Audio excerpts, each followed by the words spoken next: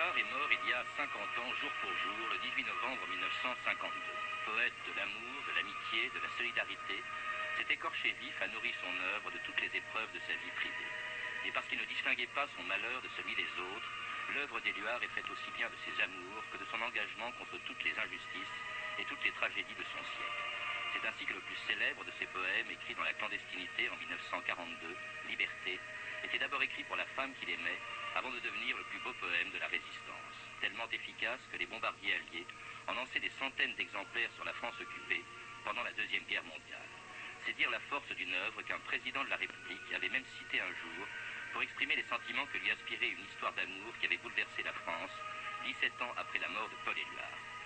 Violaine Vanoyek, bonjour. Bonjour. Vous êtes l'auteur d'une biographie de Paul Éluard qui est mort il y a 50 ans, jour pour jour, 17 ans après cette conférence de presse de Georges Pompidou à l'époque de l'affaire Gabriel Russier, on se souvient.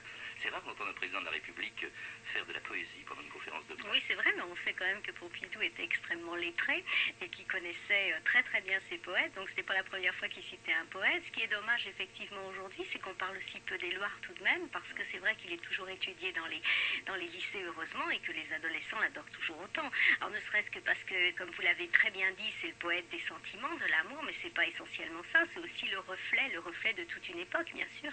Puis alors, de l'émotion aussi, il y a beaucoup d'émotion dans la voix de Pompidou, dans cette affaire qui avait bouleversé les Français. Il faut savoir une chose qui est assez étonnante, c'est que ce poème a été écrit juste au moment de la Libération. Éluard, il faut le rappeler, était communiste.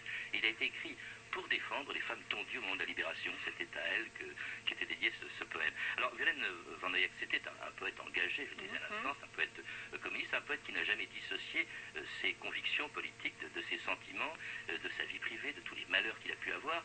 Et dès sa jeunesse, par exemple, c'est un homme qui a été constamment perturbé par une maladie qui était la tuberculose. Oui, absolument. C'est-à-dire que très très jeune, effectivement, il a été à Clavadel pour se faire soigner. Donc c'est vrai que tout le long de sa vie, il a eu des problèmes de santé, était de santé très fragile. Alors ça a été aussi l'occasion pour lui à Clavadel justement de rencontrer Gala, bien sûr, qui sera déterminante pour tout le reste de sa vie, mais je crois effectivement que c'était quelqu'un qui était fragile, qui était très très émotif, qui a su retranscrire extraordinairement bien dans sa poésie justement tout ce qu'il ressentait. Je crois aussi que c'était peut-être quelqu'un qui était quand même déchiré entre eux et gêné aussi par ce qu'il vivait réellement et justement par ses propres idées. Alors je m'explique, on pourra y revenir, c'est-à-dire que bon, il faut vous rappeler quand même que c'était le fils d'un homme qui était modeste mais qui avait réussi dans l'immobilier, donc qui était devenu en quelque sorte un bourgeois, comme Éluard le disait lui-même, et donc lui-même vivait très bien finalement, et quand son père est mort, il a hérité de l'agence, donc il vivait très bien. Et je crois que ça le gênait quelque part, finalement, d'être en quelque sorte un bourgeois dans la vie, et puis au fond d'adhérer, et une mère couturière, oui, des origines modestes comme je vous le disais, mais quand même un couple qui était devenu petit bourgeois, et lui-même qui vivait confortablement, parce qu'il n'aurait pas pu non plus faire tous les voyages qu'il a fait s'il n'avait pas eu la possibilité de les faire. Donc je crois qu'il était un petit peu gêné quelquefois entre la vie qu'il menait et puis ses idées profondes. Enfin, une vie qui n'était pas rose, tuberculeux, non, donc il va au sanatorium en Suisse. C'est là d'ailleurs qu'il écrit ses premiers poèmes sous son vrai nom, c'était Eugène Grindel. Absolument. Il a pris le pseudonyme d'Éluard un peu plus tard, Éluard qui était le nom, je crois, de sa grand-mère maternelle. Oui, absolument. Et en fait, il a écrit ses premiers poèmes quasiment pour Gala, justement, et Gala lui a répondu. Et que cette définition de la poésie par Éluard, la sincérité, non, c'était, je crois que la sincérité est la définition même de l'artiste par excellence. Vous savez, il y avait quelqu'un qui disait, un compositeur qui disait quelle est la qualité de l'artiste, c'est la sincérité, troisièmement la sincérité. Oui, et je crois qu'il a parfaitement raison. Oui, mais parce que... Et son premier recueil de poèmes s'appelait Le Devoir, justement. Oui, c'est vrai, mais je crois que parce que lui, franchement, quand on le lit aujourd'hui, on ressent effectivement tout ce que lui-même a vécu, et je crois qu'il est rentré à fond dans la poésie. Je crois que la poésie aussi lui a permis certainement de s'en sortir partir, à la fois quand il était malade et quand il était malade d'amour aussi, parce que Dieu sait s'il a eu quand même des infortunes du côté amoureux, et puis quand il a été aussi trahi peut-être quelquefois par certains amis, notamment quand il a adhéré au surréalisme. Autre épreuve, Violette Vandriac, aussi la Première Guerre mondiale. Ça l'a complètement bouleversé. Oui, je crois absolument. que ça a ébranlé sa foi. Je crois qu'il croyait, il était catholique. Et puis, brusquement, il est en pleine guerre, il est infirmier, il voit un malade, un de ses camarades agonisant, il dit, on a honte d'être là. Oui, mais ça montre aussi son courage, parce que, en fait, justement, lui qui était fragile n'a pas hésité, justement, à apporter son aide, j'allais dire, à toute la misère qu'il voyait autour de lui. Et là, c'était déjà des premiers actes de courage qui, après, vont se préciser, justement, au moment de la résistance, enfin, évidemment, lors de la Seconde Guerre mondiale. Donc, je crois que chez cet être fragile, sensible, eh bien, se cachait finalement une volonté de faire, et puis une volonté aussi d'agir en toute autonomie et en fonction de la liberté de ce qu'il voulait véritablement faire. Jamais il ne s'est laissé guider par une loi quelconque ou même, je dirais, par un parti quelconque, même s'il a adhéré au Parti communiste. S'il y a un parti, Violette Vandriac, si on peut appeler ça un parti, c'est le surréalisme. Ça l'a profondément marqué. Il participe à l'aventure du mouvement Dada, puis ensuite des surréalistes. Alors on a souvent dit que certains de ces textes étaient un petit peu hermétiques. Il y a le célèbre vers, la terre est bleue comme une orange. Oui, alors c'est vrai qu'il a adhéré au surréalisme, c'est pas étonnant du tout, puisque le surréalisme au départ était...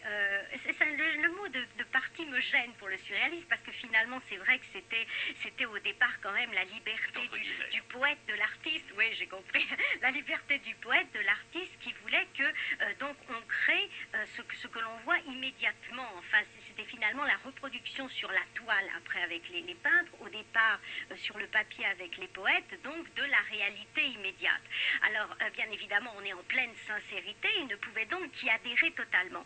Il n'empêche tout de même que le surréalisme a évolué et qu'au fur et à mesure que c'est devenu quand même une sorte de parti justement que dirigeait Breton, eh bien il a réussi à s'en éloigner pour conserver sa liberté. Alors l'expérience plus importante, vous l'avez dit, ce sont les femmes, les épouses de Éluard, et la première Gala, donc qu'il rencontre, la future compagne de Dali, qu'il rencontre en Suisse, et puis il y en aura deux autres. La première, en tout cas, Gala était la première des trois femmes qui l'ont inspiré à Éluard quelques-uns de ses plus beaux poèmes. Donc, on a dit d'Éluard qu'il était le poète de l'amour. De l'amour, bah oui, bien évidemment, parce que finalement, il n'a rencontré que des femmes qui l'ont inspiré, d'ailleurs. Il a commencé par Gala, quand même, parce que Gala, il faut rappeler que c'était donc une étudiante russe quand il l'a rencontrée, qui connaissait elle-même déjà tous les poètes russes, et elle était très amie avec Marina Tsvetaeva, c'est donc c'est quand même très important, et avec la femme de Mayakovsky, donc elle lui a apporté aussi toute cette culture russe, au fil des années. Et donc, je crois qu'en dehors de ça, Gala, j'allais dire, là, non seulement lui a fait découvrir l'amour, mais lui a fait aussi découvrir la liberté dans l'amour, puisque c'était une femme qui a vécu avec Max Ernst. Bon, il était obligé de voir quand même et la souffrance, bien parce sûr. Parce qu'elle le quitte pour Max Ernst, puis ensuite ce sera Dali. Enfin, il avait une conception très particulière de l'amour. Il s'est marié, mais il n'aimait pas le mariage, et c'était vraiment l'amour libre. Forcément, ils ont vécu tous les deux avec Max Ernst. Oui, parce qu'encore une fois, là, bon, il ne pouvait pas aimer le mariage puisque c'était une institution et qu'il était forcément hostile à toutes les institutions. Bon, mais ça, c'est le propre du surréalisme, encore une fois. Et donc, c'est vrai qu'il a accepté le ménage à trois, mais je crois qu'il a été un petit peu forcé de l'accepter. Et puis, c'est vrai qu'il a beaucoup souffert quand elle est partie avec Dali, parce que, bon, il la revoyait quand même de temps à autre. Il avait énormément de mal à l'oublier. Puis, il ne faut pas oublier qu'il y avait Cécile, la petite Cécile qui était entre les deux.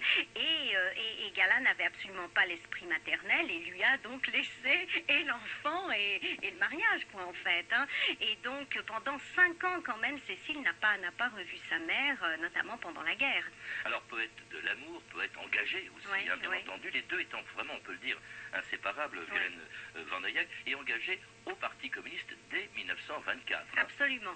Alors, il a adhéré au Parti communiste, il y est resté d'ailleurs jusqu'à la fin de sa vie, et ce qui est curieux, c'est que, enfin, c'est pas curieux, c'est que c'est vrai que tous ceux qui l'ont côtoyé ont adhéré également au Parti communiste, où c'est un petit peu plus curieux, c'est vrai qu'à la fin, notamment avec tout ce qui se passait en URSS, et Aragon, justement, était parfaitement informé de tout cela, il aurait pu effectivement prendre un certain recul, on le lui a reproché d'ailleurs. Alors, est-ce que c'est un manque d'information? question, est-ce que c'est un manque de lucidité, un manque de courage, je ne sais pas. Mais en tous les cas, c'est vrai qu'il est resté fidèle à ses idées. Alors c'est auprès des communistes qu'il va lutter contre le colonialisme, pour la paix, et puis dans la résistance pour laquelle il va écrire le plus beau et sans doute le plus célèbre de ses poèmes. On en cite le pouvoir d'un mot, le pouvoir d'un poème aussi, parce qu'il a joué un rôle énorme dans la... Il a joué un rôle énorme. Moi, je trouve que là, vraiment, a éclaté complètement son courage, parce que quand on sait quand même qu'il y a beaucoup d'intellectuels qui ont été planqués, se mettre à l'abri, il y a des peintres comme Dali qui ont pris l'avion pour New York immédiatement, dès qu'ils ont senti le danger. Éluard est l'un des seuls à avoir continué à publier, énormément d'ailleurs. Il n'arrêtait pas de publier dans la clandestinité. Il faut aussi saluer d'ailleurs ces éditeurs comme Corti, qui étaient également courageux. Et puis alors, ces poèmes c'est extraordinaire ce poème, parce qu'on sait qu'effectivement, il a été lancé, je crois que c'était en avion, enfin, et donc distribué, en fait. Ces poèmes étaient envoyés comme ça, comme des tracts, et donc lu, et évidemment, il servait de propagande, et c'était extraordinaire, quoi. Moi, je trouve que c'est des actes de courage absolument incroyables qu'il a fait. Ouais. Et ce poème, il l'avait dit dans l'archive d'ailleurs qu'on vient de passer. Au début, il dit « Je l'écris pour Nouche » et puis j'ai remplacé Nouche par liberté. Absolument. Il y a vraiment cette confusion entre la vie privée, ses amours déçus ou heureuses, et puis c'est vrai que c'est essentiellement fusionnel.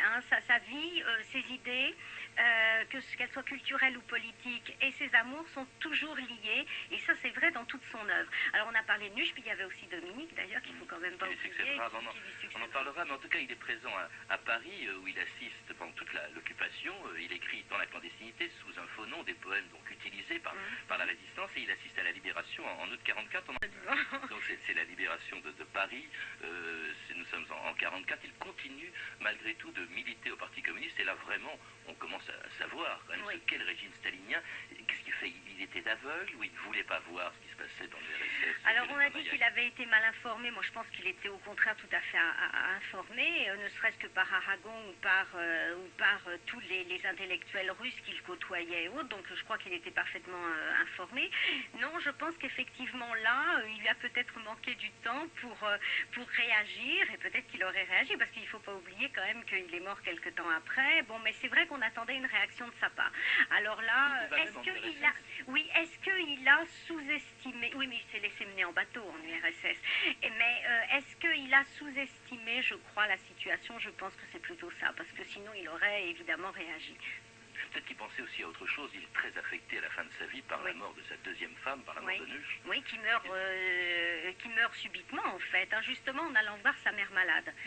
Et vraiment, pour lui, c'est absolument inattendu. Bon, il faut rappeler qu'il a eu beaucoup de mal à oublier Galin, qu'il s'est enfin consolé avec Nuche, et puis qu'il la perd soudainement. Donc c'est vrai qu'il est, je pense qu'il est très, très, très, il se renferme sur lui-même, il ne veut plus voir beaucoup d'amis. René Char est presque le seul à rester son véritable complice. Et donc je pense effectivement qu'il est très, très démoralisé, et peut-être qu'il n'a pas non plus la tête à analyser, j'allais dire, les histoires qui commencent à pointer leur nez en URSS. Mais je crois surtout que quand il a été en URSS, il ne faut pas l'oublier, il a été quand même grandement mené en bateau, parce que les intellectuels français étaient très très bien reçus, on leur montrait le beau côté des choses, et finalement on savait bien les mener en bateau. En tout cas, il écrit pour Nuche ce poème très beau: Notre vie, tu l'as faite, elle est ensevelie. Aurore d'une ville, un beau matin de mai, sur laquelle la terre a refermé son poing, et la mort entre en moi comme dans un moulin. Il y avait quelque chose de suicidaire aussi chez Désespéré. Il y avait quelque chose toujours de désespéré, mais vous savez, quand vous lisez quand même Soupeau et autres, et c'est pas des jeux d'écriture, je pense qu'on retrouve toujours le rêve, le suicide et la mort omniprésents dans toute cette littérature-là, et je crois que c'est ça qui nous émeut, c'est-à-dire c'est finalement l'amour qui est toujours désespéré, ou la vie qui l'est toujours, parce qu'elle ne peut aboutir qu'à un suicide ou qu'à une mort qui est plutôt violente d'ailleurs. En tout cas, la vie va s'y accrocher jusqu'en novembre 1952, 4 ans après le Congrès de la paix, où il avait assisté en compagnie de Picasso.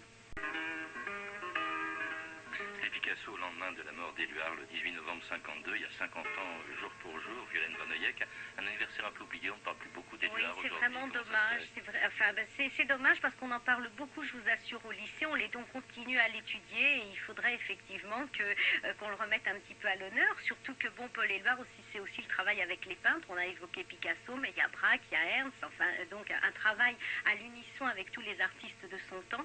Il ne faut pas oublier que quand Picasso était inconnu, Éluard est venu lui tendre la main, et puis après, quand Éluard n'avait plus d'argent, eh bien Picasso lui a dit, bah écoute, vends quelques-unes de mes toiles pour l'aider. Donc il y avait toujours une complicité entre tous les artistes de l'époque, et c'est quand même le reflet encore une fois, de toute cette époque-là, et donc il faut effectivement l'étudier. Mais vous savez, moi j'ai confiance, heureusement, les adolescents sont toujours là pour lire et pour aimer les poèmes d'Éluard. Eh bien, écoutez, pour connaître aussi Éluard, vous nous avez rappelé un peu brièvement sa vie. On peut en savoir un peu plus en lisant votre biographie d'Éluard, qui est sortie en 95 aux éditions Julliard. Je signale par ailleurs que vous êtes égyptologue, Violaine Van Eyck, et que vous êtes publié chez Michel Lafon, Néfertiti et Akhenaton, donc un roman sur un des plus mystérieux pharaons de l'Antiquité.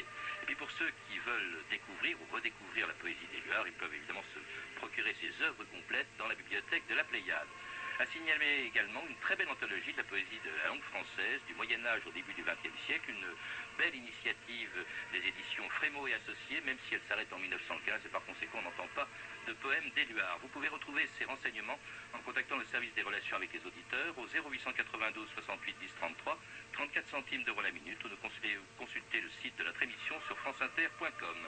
C'était 2000 ans d'histoire, à la technique Pascal Baldassari et Émile Couet, documentation et archivina Virginie Bloch-Léné, Claire Tesser et Sandra Escamez, revue de texte Stéphanie Duncan, une réalisation de Anne Kobilac. Une émission de Patrice Gélinet.